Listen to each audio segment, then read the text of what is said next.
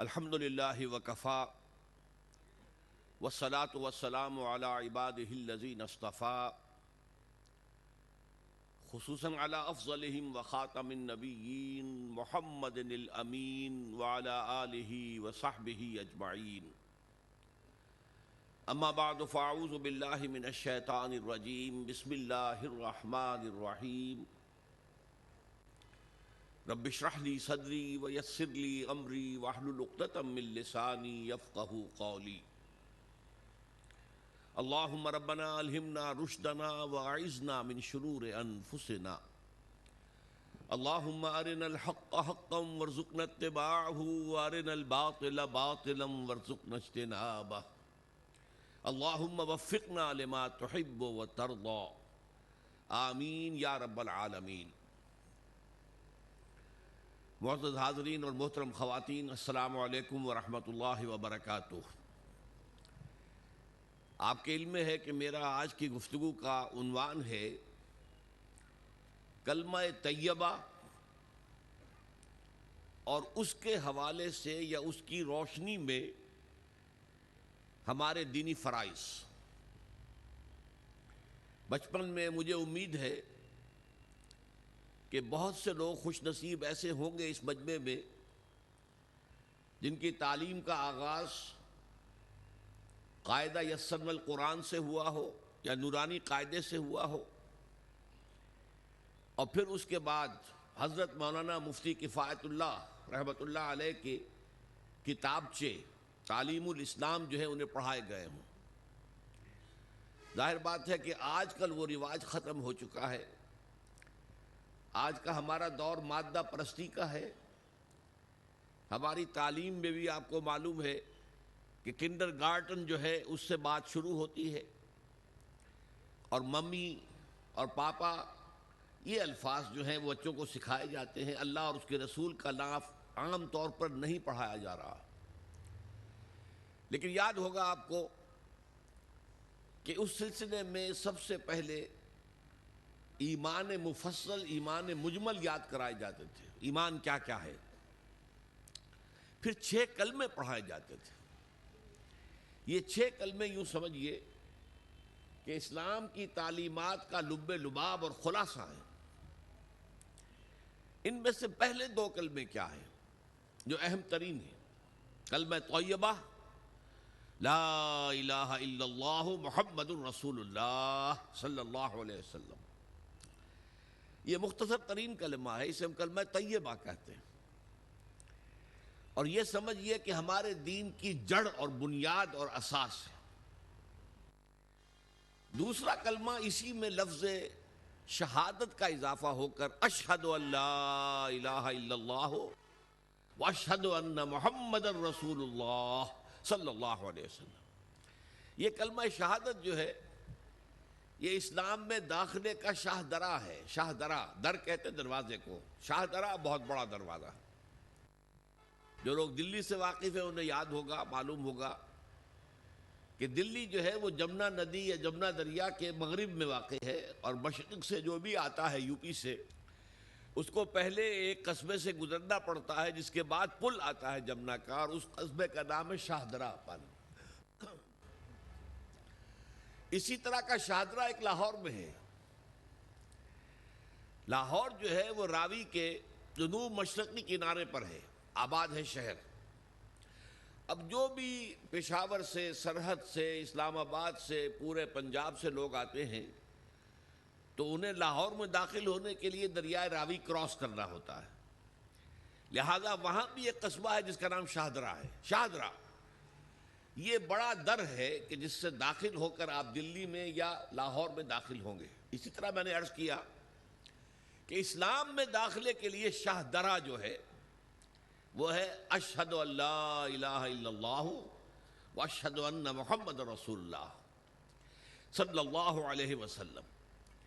آج میں انہی 2 کے حوالے سے آپ کے سامنے کچھ باتیں رکھ رہا ہوں۔ باتیں بالکل بنیادی ہیں، اور میں سمجھتا ہوں کہ آپ کے ذہنوں کے اندر موجود ہیں، صرف یہ ہے کہ آپ نے شاید زیادہ کبھی شعوری طور پر توجہ نہ دی ہو، اور ان کے بارے میں کہیں گہرا غور و فکر نہ کیا ہو۔ دیکھیے پہلا جز کیا ہے؟ لا الہ الا اللہ، کلمہ توحید ہے یہ، اللہ کے سوا کوئی معبود نہیں۔ اب اس کا تقاضا کیا ہے؟ اور دوسرا جز ہے محمد الرسول اللہ صلی اللہ علیہ وسلم، اس کا تقاضا کیا ہے؟ اللہ کے سوا کوئی معبود نہیں، معبود برحق صرف اللہ ہے۔ اس کا کیا مطلب ہے؟ عبادت صرف اس کی ہوگی، کوئی معبود نہیں اللہ کے سوا، عبادت اسی کی ہوگی۔ اس عبادت کا مفہوم کیا ہے؟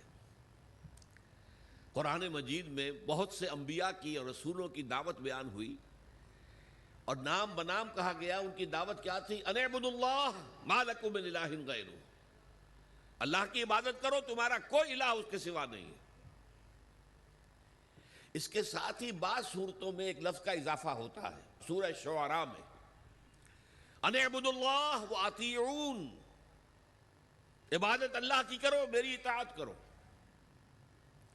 تو اللہ کی عبادت کیا ہے، جس کے لیے سورہ زاریات میں فرمایا وَمَا خَلَقْتُ الْجِنَّ وَالْإِنسَ إِلَّا لِيَعْبُدُونَ، میں نے نہیں پیدا کیا ہے جنوں اور انسانوں کو مگر صرف اس لیے کہ میری عبادت کریں۔ تو معلوم ہوا کہ لا الہ الا اللہ کا تقاضا کیا ہے؟ ہمہ تن ہمہ وقت اللہ کی عبادت۔ یہ عبادت کیا ہے؟ بدقسمتی سے مسلمانوں پر جو زوال آنا شروع ہوا خلافت راشدہ کے بعد سے، ایک زوال اسلام کا شروع ہو گیا، اگرچہ مسلمانوں کا تو عروج جاری رہا۔ دور بنو امیہ میں، دور بنو عباس میں دنیاوی اعتبار سے سطوت، شان اور شوکت بڑھتی چلی گئی، لیکن اسلام جو ہے اس کے اندر زوال شروع ہو گیا۔ سب سے پہلا زوال کیا آیا؟ وہ خلافت کہ جو مسلمانوں کو اپنے میں سے کسی بہترین شخص کا انتخاب کر کے جس کا تعین ہونا چاہیے تھا، وہ خلافت موروثی عہدہ بن گئی، خاندانی بات بن گئی، قبائلی بات بن گئی۔ یہ ہمارے زوال کا پہلا مظہر تھا۔ بہرحال اس کے بعد رفتہ رفتہ ہمارے تصورات بھی کچھ محدود ہوتے چلے گئے، ہوتے ہوتے بات یہاں تک پہنچی کہ عبادت کا مطلب ہے نماز، روزہ، حج اور زکوٰۃ۔ اب پہلی بات تو یہ سوچئے، کیا انسان ہر وقت نماز پڑھتا ہے، ہمیشہ روزہ رکھتا ہے؟ جب اللہ کہہ رہا میں نے تو پیدا ہی کیا میری عبادت کے لیے، کوئی اور کام اگر وہ کر رہا ہے تو وہ میرے مقصد تخلیق کے خلاف کر رہا ہے۔ وَمَا خَلَقْتُ الْجِنَّ وَالْإِنسَ إِلَّا لِيَعْبُدُونَ، میں نے تو جنوں اور انسانوں کو صرف اس لیے پیدا کیا کہ میری عبادت کریں۔ تو اصل میں بات کیا ہے؟ یہ نماز، روزہ، حج اور زکوٰۃ یہ بھی عبادات تو ہیں، اصل عبادت کچھ اور ہے۔ اصل عبادت کیا ہے؟ عبد کہتے ہیں غلام کو۔ غلام پچھلے زمانے کا تصور کیجئے، یہ ایسا نہیں تھا جیسے آپ کسی کو ملازم رکھ لیں۔ آج ایمپلائر ایمپلائی ریلیشن شپ یہ اور ہے۔ آپ نے کسی کو ملازم رکھا ہے، فرض کیجئے دہاڑی پر رکھا ہے، وہ 8 گھنٹے کام کرے گا پھر چھٹی کرے گا، اس کے بعد وہ آپ کا کوئی تابع نہیں ہے، آپ کا غلام نہیں ہے، بلکہ آپ کا بھی ایک ہی ووٹ ہوگا، جب الیکشن ہوگا اس کا بھی ایک ہی ووٹ ہوگا۔ تو اصل میں غلام جو ہوتا تھا وہ ہمہ وقت، ہمہ تن، ہمہ جہت، ہمہ وجوہ بندگی کرتا تھا، اطاعت کرتا تھا۔ ملازم کہہ سکتا تھا کہ میرے تو اوقات ختم ہو گئے۔ آپ نے کسی کو رکھا خانسامہ کی حیثیت سے، اور فرض کیجئے ابھی فلش سسٹم نہیں آیا تھا تو بیت الخلاء جو ہے، آپ جس طرح کے ہوتے تھے سب کو یاد ہے، کسی دن بھنگن نہیں آئی، آپ کہیں اس سے خانسامہ سے کہ ذرا جاؤ بیت الخلاء صاف کراؤ، وہ صاف کہے گا صاحب میں تو خانسامہ ہوں، میں آپ کو کھانا پکا کر دینے کا پابند ہوں، میں یہ آپ کا بیت الخلاء صاف کرنے کا تو پابند نہیں ہوں۔ کہے گا کہ نہیں کہے گا؟ لیکن غلام نہیں کہہ سکتا۔ غلام تو ملکیت ہے، وہ 24 گھنٹے کا مطیع ہے، جو کام کہا جائے کرنے پر مجبور ہے، انکار نہیں کر سکتا۔ اور آپ کو معلوم ہو ایک اور بات ہونی چاہیے کہ غلام تو خود مملوک ہوتا ہے، اس کی ملکیت کوئی نہیں ہوتی۔ آقا نے کوئی اگر کوٹھڑی دے دی ہے کہ تم رات کو اس میں سو جایا کرو تو کیا وہ اس کوٹھڑی کا مالک ہو گئے؟ آقا نے کوئی چارپائی دے دی ہے اس پر سویا کرو تو کیا چارپائی کا مالک ہو گئے؟ نہیں، قطعاً نہیں، خود مملوک ہے۔ اور پچھلے زمانے میں غلاموں کا معاملہ کیا تھا؟ آقا جب چاہے ذبح کر دے، قتل کر دے، کوئی مقدمہ نہیں بنے گا، نہ 302 کا نہ 304 کا۔ کیوں؟ جیسے آپ کی بکری آپ کی ملکیت تھی، آپ نے ذبح کیا، گوشت کھا لیا، کوئی پوچھ سکتا ہے آپ سے؟ میری بکری تھی بھائی، میں نے ذبح کیا، Who are you to ask me؟ اسی طرح غلام میری ملکیت ہے، میں نے قتل کر دیا، میں نے اپنا نقصان کیا ہے نا۔ میں اس غلام کو فروخت کرتا تو کچھ پیسے مل جاتے مجھے، لیکن اختیار میرا ہے، میں نے اسے قتل کر دیا۔ اس معنی میں اللہ کا غلام بن جانا، اللہ کا بندہ بن جانا۔ یہ بندہ جو ہے یہ فارسی کا لفظ ہے، عبد عربی کا لفظ ہے۔ عبد سے عبادت بنا، بندے سے بندگی بنا۔ چنانچہ شیخ سعدی کا شعر ہے مشہور، جو مسجدوں میں پہلے لکھا جایا کرتا تھا۔ آج کل تو ہمارا نئی قسم کی مسجدوں کے ڈیزائن بنتے ہیں نا، پچھلے زمانے میں کیا ہوتا تھا؟ اس در کے اوپر چوکٹا بنا ہوا ہے، روز محشر کے جانگ اداس بود، اولی پرسش نماز بود۔ وہ قیامت کا دن جو بہت سخت ہے، پہلا حساب نماز کا ہوگا۔ اور یہ شعر میں لکھا ہوتا تھا، زندگی آمد برائے بندگی، زندگی بے بندگی شرمندگی۔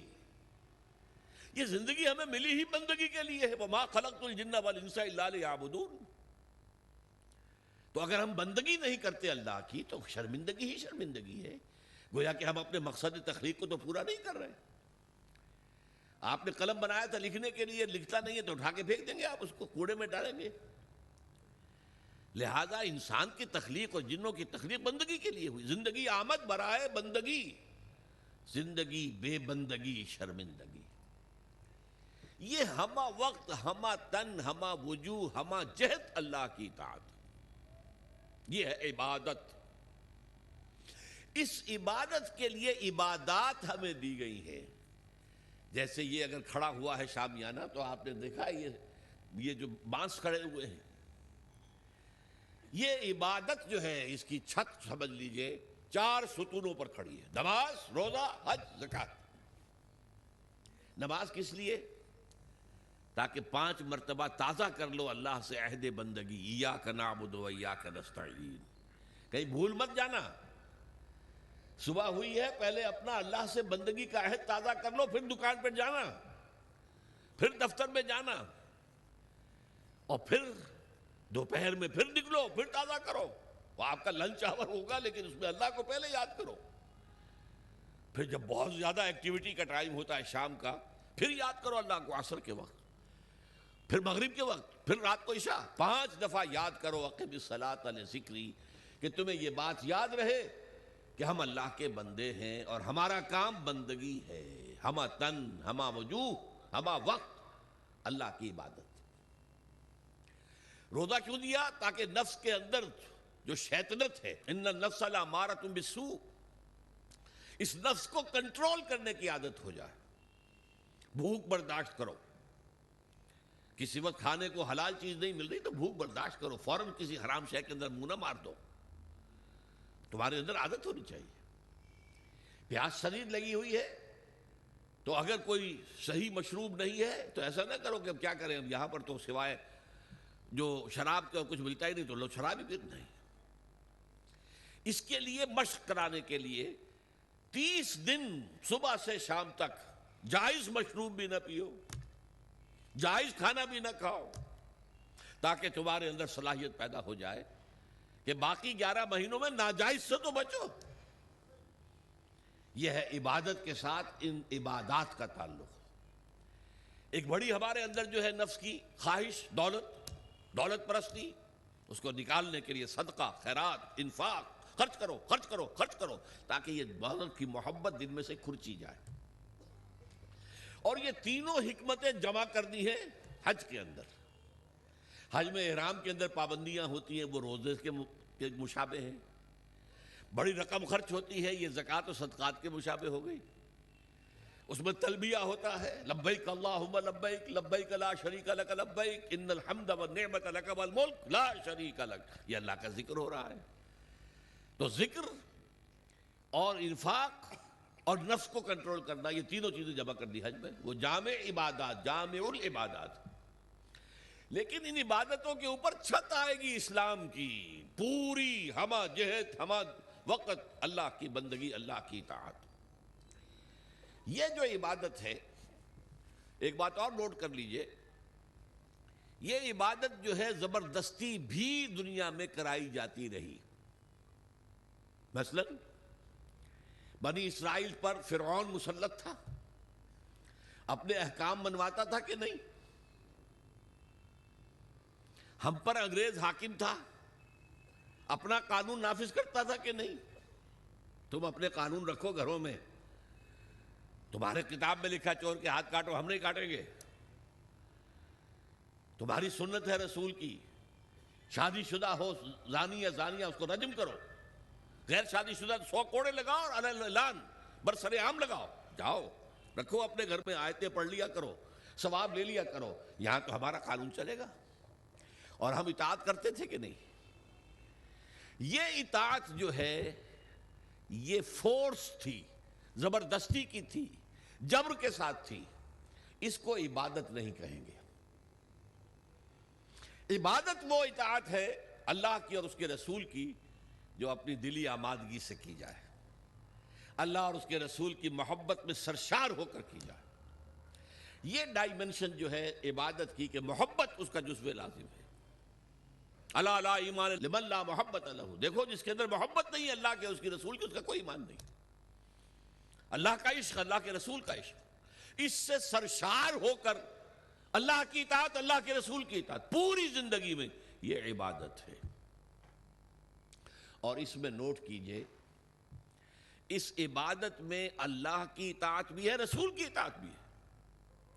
نماز آپ پڑھتے ہیں کیسے پڑھتے ہیں؟ جیسے رسول نے سکھائی صلی اللہ علیہ وسلم، سلو کما رأیتمونی اصلی، نماز ایسے پڑھو جیسے مجھے دیکھتے ہو کہ میں پڑھتا ہوں۔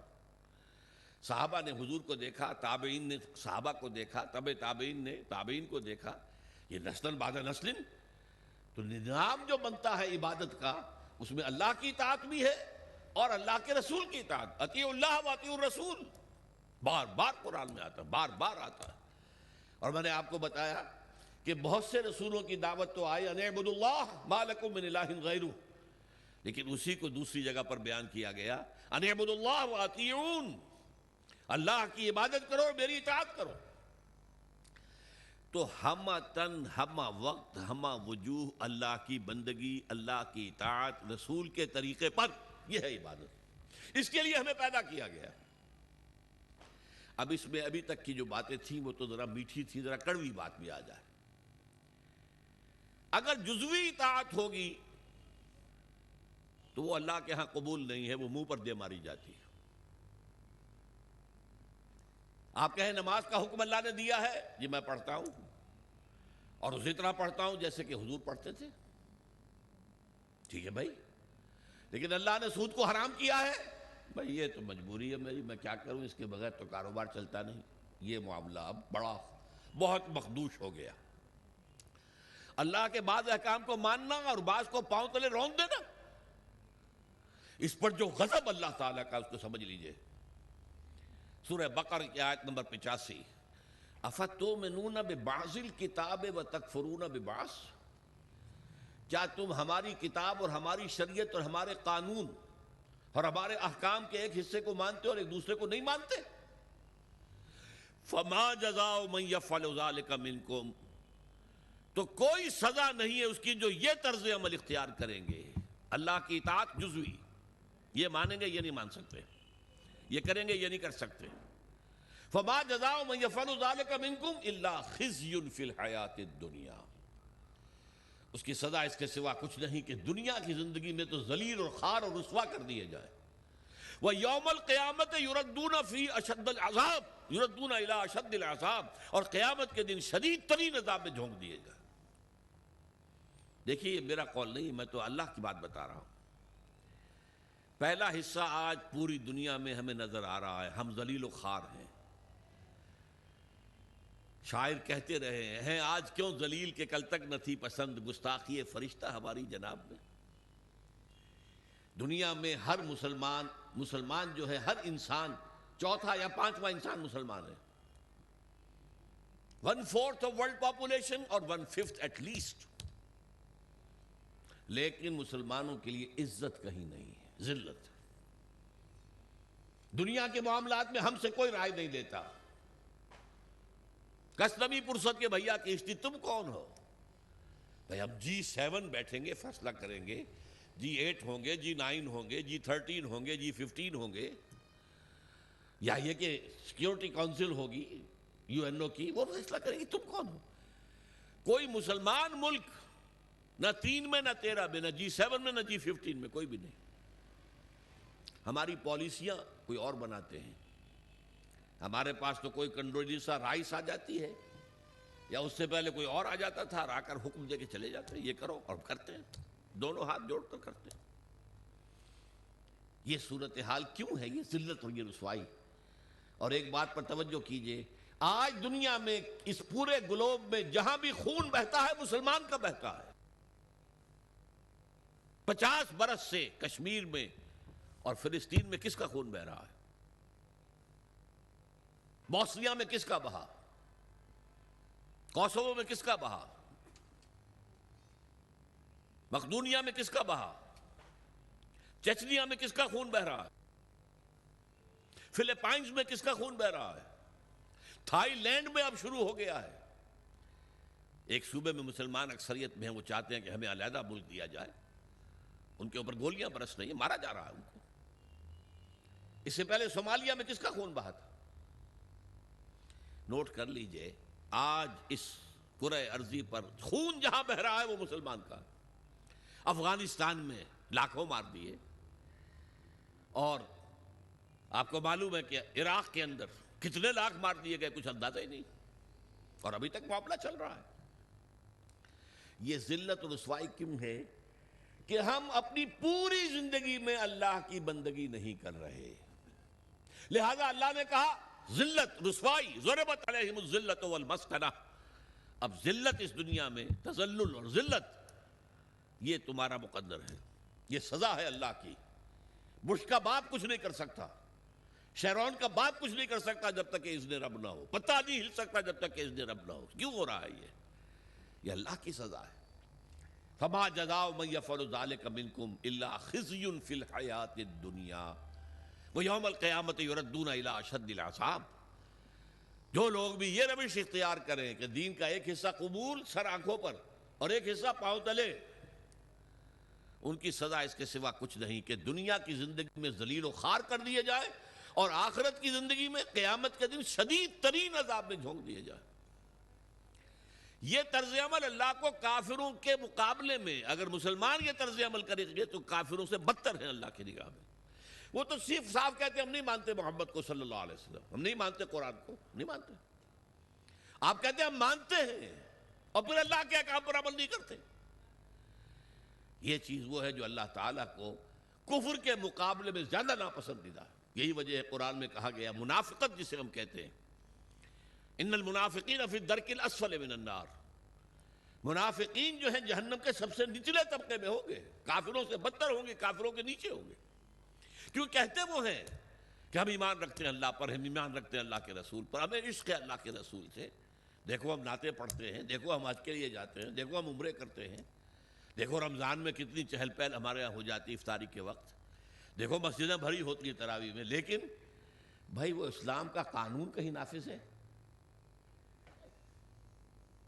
کہیں اسلامی احکام کی تنفیذ ہے؟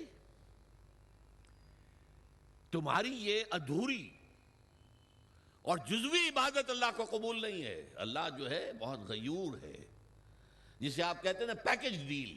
پیکج ڈیل کیا ہوتا ہے؟ ٹیک اٹ اور لیو اٹ. ہمیں تمہاری کوئی ضرورت نہیں ہے، اللہ تو غنی ہے عن العالمین. ہمارا دین لینا ہے پورا لو،